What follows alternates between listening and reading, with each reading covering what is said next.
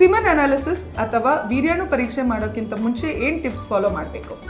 Addictive habits ಇದ್ದರೆ alcohol, smoking ಮತ್ತು ಜಿಮ್ಗೆ ಹೋಗೋರು ಸ್ಟಿರಾಯ್ಡ್ಸ್ ಯೂಸ್ ಮಾಡ್ತಿದ್ರೆ ಅದನ್ನು 15 to 20 ಡೇಸ್ ಮುಂಚೆ ಸ್ಟಾಪ್ ಮಾಡಿ. ಆಬ್ಸ್ಟಿನೆನ್ಸ್ ಪೀರಿಯಡ್ ಅಂತ 2 to 6 ಡೇಸ್ ಸೆಕ್ಷುವಲ್ ಇಂಟರ್ಕೋರ್ಸ್ ಅಥವಾ ಎಜಾಕ್ಯುಲೇಷನ್ ಮಾಡ್ದೇ ಸಿಮನ್ ಅನಾಲಿಸಿಸ್ ಮಾಡಿಸ್ಬೇಕು. ಲೆಸ್ ದೆನ್ 2 ಡೇಸ್ ಆದರೆ ಸ್ಪರ್ಮ್ ಕೌಂಟ್ ಮೇಲೆ ಪರಿಣಾಮ ಬೀರುತ್ತೆ.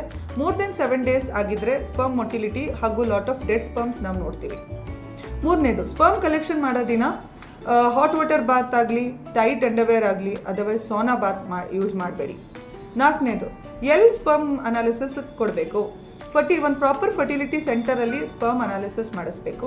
ಯಾಕೆಂದರೆ ಅಲ್ಲಿ ಟ್ರೈನ್ಡ್ ಆಂಡ್ರಾಲಜಿಸ್ಟ್ ಅಥವಾ ನಮ್ಮ ಎಂಬ್ರಿಯಾಲಜಿಸ್ಟ್ ಸಿಮನ್ ಅನಾಲಿಸಿಸ್ ಮಾಡಿ ಡೀಟೇಲ್ ಸಿಮನ್ ರಿಪೋರ್ಟ್ ನಮಗೆ ಕೊಡ್ತಾರೆ ಕ್ಲಿನಿಷಿಯನ್ಸ್ಗೆ. ಆವಾಗ ನಾವು ಮ್ಯಾನೇಜ್ಮೆಂಟ್ ಪ್ಲ್ಯಾನ್ ಮಾಡೋದು ಭಾಳ ಸುಲಭ ಆಗುತ್ತೆ ಮತ್ತು ಕರೆಕ್ಟಾಗಿರುತ್ತೆ.